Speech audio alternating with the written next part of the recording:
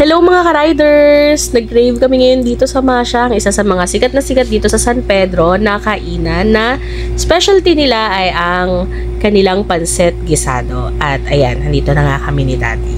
So ito yung itsura lang niya, sa may tabi lang siya ng kalsada.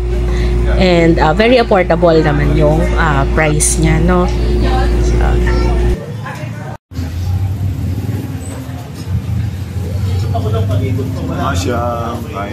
Alam nyo ba na ang price ng kanilang pansit bihon gisado ay 50 pesos lang na may kasama ng sunny side up egg plus sa kanilang proben. At kapag gusto nyo mag-add ng tinapay, just add 10 pesos lang.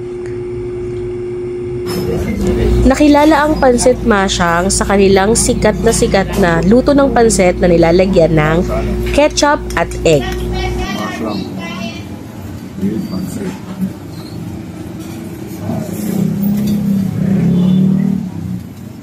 Hey! Ang kinis sa mukha. Kakainis. Hey!